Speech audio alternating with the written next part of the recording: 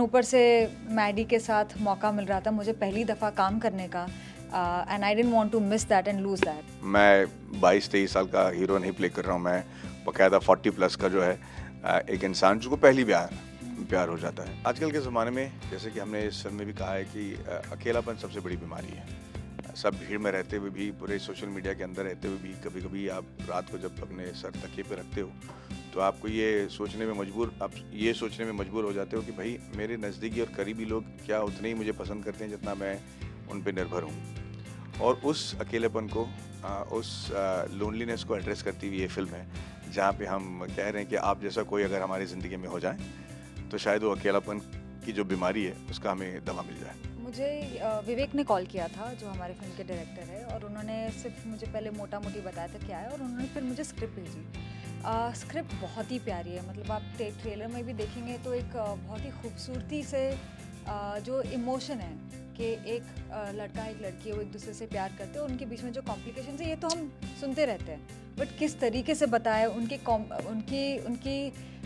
Conflicts क्या है, वो बहुत ही लेयर्ड थे। एंड ऊपर से मैडी के साथ मौका मिल रहा था मुझे पहली दफ़ा काम करने का and I didn't want to miss that and lose that. So I was very excited.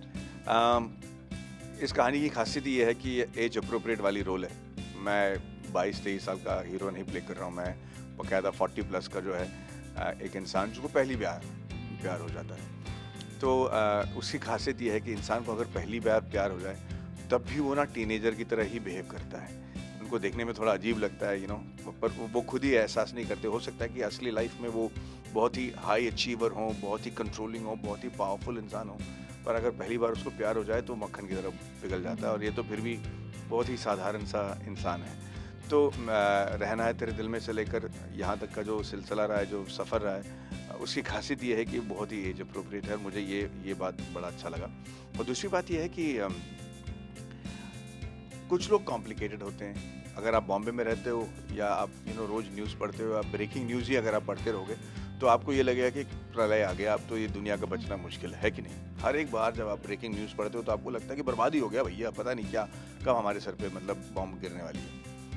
पर इसके अलावा भी एक दुनिया है जहाँ चीज़ें थोड़ी नॉर्मल होती हैं, स्लो चलती हैं। छोटे छोटे गाँव में चले जाइए, वहाँ पे अगर आप लोगों से मिलोगे तो उनको लगेगा कि हाँ भाई अभी भी इंसानियत है, लोग हैं, हम 5 साल 6 साल आगे की ज़िंदगी देख पाते हैं, उसके लिए हम तैयारी कर सकते हैं। तो वैसे माहौल में जब आप किसी इंसान से मिलते हो और उनको प्यार हो जाता है तो वो किस तरीके से इस प्यार को ट्रीट करते हैं। जैसे इस फिल्म में एक सीन है जहाँ एक लड़की से मिलने के लिए ये भाई साहब को जमशेदपुर से कलकत्ता तक गाड़ी में जाना पड़ता है, और वो उसके लिए बड़ी बात है ही नहीं, मतलब ये तो नॉर्मल है, हाँ भैया जाना पड़ेगा, 4.5 घंटे 5 घंटे हम गाड़ी में बैठ के जाएंगे।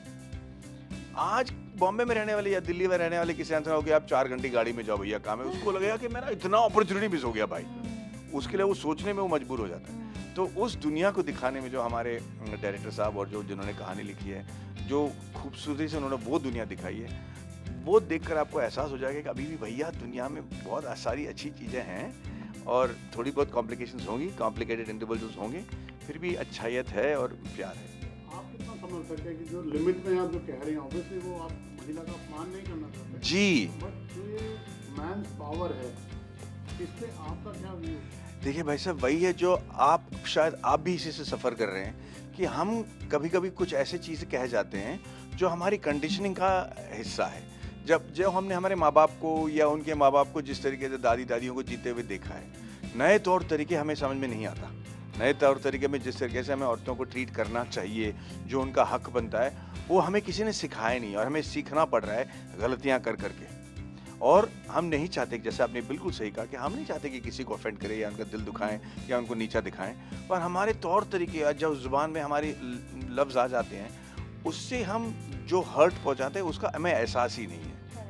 तो न चाहते हुए, इच्छा न होते हुए भी हम ये गलतियां कर जाते हैं, और ये हमें सीखना पड़ रहा है। ये नए ज़माने, नए दौर की जो जिस तरीके से रिलेशनशिप हैं, उसमें हम अपना प्यार ज़ाया करने का जो तरीका है वो हमें नए तरीके से सीखना पड़ रहा है। कौन होते हैं मेरे लिमिट? Correct correct. तो इसको आप कैसे देखते हैं? वुमेन एम्पावरमेंट बेसिकली ये है कि हम इक्वालिटी ढूंढ रहे हैं, इमोशनल इक्वालिटी। ऐसा नहीं है कि हम एक दूसरे से फिजिकली फाइट करने वाले, वो तो मुझे पता ही है कि एक मर्द ही मेरे ही is going to overpower me. So यहाँ पे एक इमोशनल हम इक्वालिटी की बात कर रहे हैं, और जैसे ये कह रहे हैं कि कोई जानबूझ के आपको ये नहीं बता रहा है कि कंट्रोल करने की कोशिश नहीं कर रहा है, वो एक कंडीशनिंग है और वो एक इनोसेंस से आती है। एक होते हैं जो पेट्रियार्कल होते हैं, जो अग्रेसिव होते हैं, बट यहाँ पे हम उस मर्द की बात नहीं कर रहे हैं, हम एक बहुत ही इनोसेंट मर्द की बात कर रहे हैं जो एक्चुअली प्यार करना चाहता है, पर उसकी कंडीशनिंग वैसी है कि उसको रियलाइज़ ही नहीं हो रहा कि वो जिस तरीके से प्यार कर रहा है वो शायद बराबरी का नहीं है।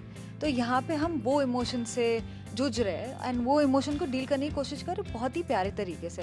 और मुझे लगता है ये फिल्म देखने के बाद ना काफ़ी मर्द समझेंगे भी कि यहाँ पे हम किसी को दबाने की कोशिश नहीं कर रहे। हम ये नहीं बोल रहे कि मर्द गलत है या मर्द रॉन्ग है या हमें ये चाहिए, हम वो चीज़ के बारे में बात ही नहीं कर रहे हैं। हम बहुत ही छोटी चीज़ के बारे में बात कर रहे हैं कि इक्वालिटी, वो कहाँ इधर जा रहे हो उधर जा रहे हो, यहाँ पे हम उसकी बात नहीं कर रहे कि तुम ये मत पहनो, तुम इससे बात मत करो, तुम उससे बात मत। हम बहुत ही गहरी और बहुत ही अलग चीज़ों के बारे में बात कर रहे हैं। हम प्यार वाले सवालों की बात नहीं कर रहे। वो तो मर्द भी पूछता है, औरतें भी पूछते हैं कि कहाँ हो, आपने मैसेज नहीं किया, कॉल नहीं किया, बिकॉज यू वांट लव। आप चाहते हो कि आप अपने पार्टनर से कॉन्स्टेंटली टच में रहो। मैं खुद चाहती हूँ, मैं तो कॉन्स्टेंटली मैसेज करती हूँ, मेरा पार्टनर भी करता था।